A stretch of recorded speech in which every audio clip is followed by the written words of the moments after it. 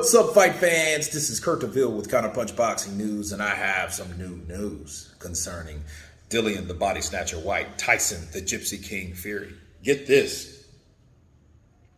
Looking at this article, and it's from Boxing News 24, is Dillian Whyte preparing to pull out of the Tyson Fury fight? There's growing speculation on social media that Dillian Whyte is preparing to pull out of this fight with the WBC heavyweight champion Tyson the Gypsy King Fury due to his unhappiness at the 80-20 per split. Whyte, which is 28-2-19, and his promoter Eddie Hearn hasn't said a word since they lost last Friday's purse bid to promoter Frank Warren, Bob Arum, and Top Rank. Initially, it was thought that Whyte's silence was an indication that he was going to sulk and choose not to help out with the promotion of his title fight against the unbeaten Fury. But it's not believed by many fans that Dillian Whyte is going to pull out of the fight. Oh, Dillian Whyte is going to pull out of the fight. Okay, sorry. Is Whyte pulling out of the fight? Well, fans think that Matchroom Boxing promoter Eddie Hearn has a better deal for Whyte against either Anthony Joshua or Alexander Usyk, which would leave Fury high and dry without a dance partner for his next fight. It's hard to believe that after years of complaining about not getting the title shot, Whyte would pull out of the fight after finally getting his wish to battle for a strap, but it could be happening. Listen, I'm going to stop right there because I need to counterpunch something, okay? Silence can mean anything. It could mean that you are contemplating. It means that you're waiting for the right time. It could mean a lot of things, okay? It could mean that you're pissed off. So this could mean a variety of things, okay? Now, you would think that Tyson Fury and Dillian Whyte should get it on, and that's what they should do. But of course, this is the sport that I love, that I hate so much, because at the end of the day, I think that Dillian Whyte, if he decides to pull out, that would be the thing that would shit on boxing on the early part of this year, okay? Dillian Whyte has waited for this opportunity for a long time, and if he pulls out of this fight, it would mean everything that he fought for, everything that he sacrificed. It would mean absolutely nothing. Could it happen, though? Yes, it could happen. Because, it could come to a point that everybody has a breaking point. Everybody has pressure, and pressure eventually has to come out somewhere, and it might come out on the end of the WBC in their patience, okay? The patience that Dillian Whyte has had, he may lose. If Eddie Hearn could give him another way,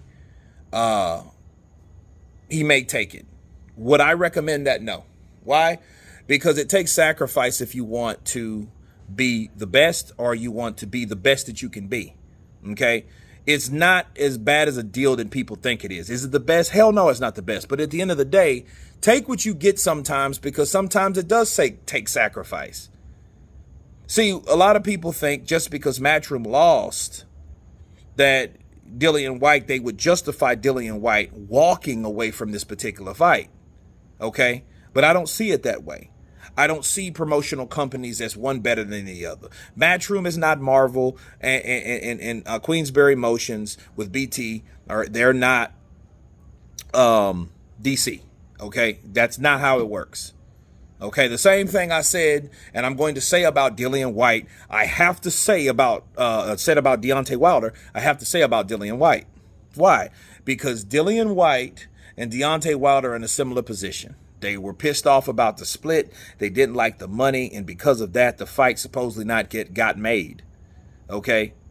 I'm like Spencer Farron. Call their bluff. Take the money. But if they've taken a ruling, why stop going to court, and why can't continue doing that when you can handle it with these here? Okay? That's what Lennox Lewis did. That's what Deontay Wilder should have did, and that's what Dillian Whyte should do. So I can't just sit here and, it's a good idea for him to do that. Well, if you only want to talk about business, You can't say I'm looking for a war and I just want to fight and I just want a war. No, you don't. You just want a war at a certain situation at a certain cost. Okay? So you can't say that I'm just a warrior, I'm this or I'm that. Just like I said about Tyson Fury. No, he's not a Spartan. He's also a businessman also. All these guys think business at the end of the day. They're not the throwback fighters. People call themselves throwback fighters, but at the end of the day, they're not. They're just smarter guys because they've learned the business of boxing. Okay? And they don't want to take risk when it's not necessary. That's why we don't see certain fights like Ortiz and Dillian Whyte and, Joe Joyce and Joshua and all these type of fights like that. We don't see those fights. Why? Because it's risk. People are worried about money. Okay? They're worried about money. They're worried about getting paid. They're worried about making the best decision because they don't want to fight every possible dangerous threat out there. Okay? That's what I see. And if Dillian Whyte doesn't take this opportunity and he does something else, he can never, ever, ever, ever say that he didn't have a choice or whatever. Because you always have a choice. A lot of people thought he had a choice when he could have fought Ortiz because Deontay Wilder told him so. Now, you can justify saying, well, how the hell we know he's going to do that? One thing I know about Deontay Wilder, though, if he says something publicly, though, okay, he has to be bound by it. You have to make people liars. You have to call people's bluff. He could have done that and called the bluff. I like bluff callers. They're powerful because you could say, hey, they wanted this. Look at Terrence Crawford. Terrence Crawford said, hey, you know what? You told me, Errol Spence, that if I get a belt, come see me. Now I have a belt. Now you act like you don't want me. That's facts. You can't go anywhere around it because Terrence Crawford did exactly what the bluff was supposed to be. The bluff was called on Terrence Crawford, and he answered the fucking bluff. Okay? He did that. Just like Tevin Farmer with Tank Davis. Tevin Farmer, you told me to get a belt, I got a belt. You don't want to fight me. Okay? Those type of things happen. Dillian Whyte could do the same thing. He could have done the same thing. Okay? He's quiet, and that makes people nervous. That's why that article that I just read you guys reflects that people are nervous that he may do that.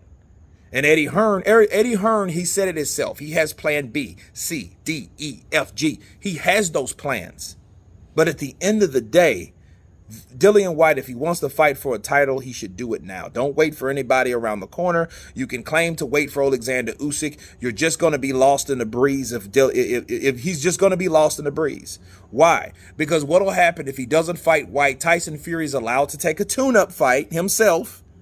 Beat the shit out of that guy and wait for the winner of Joshua versus Usyk. And who do you think is going to be favored to fight Fury out of the winner of Fury or Usyk? You think it's going to be Dillian Whyte? Dillian Whyte is going to be lost in the breeze because Tyson Fury and his handlers that just put up one of the biggest bids in history will go for that fight and they will get that fight made. Whether it's Usyk or Joshua. Okay? Because whoever the winner is, that's fighting the other winner, which Tyson Fury is going to beat his tune-up, they're going to get it on in Saudi Arabia, and Dillian Whyte will be once again lost out in the cold. All right? So I think Dillian Whyte should take this opportunity to make a sacrifice, to prove he's a warrior, that proves he wants it as long as he's waited for it. Okay, you guys tell me what you think about this article. Of course, please subscribe. And you guys been Counterpunch. Peace.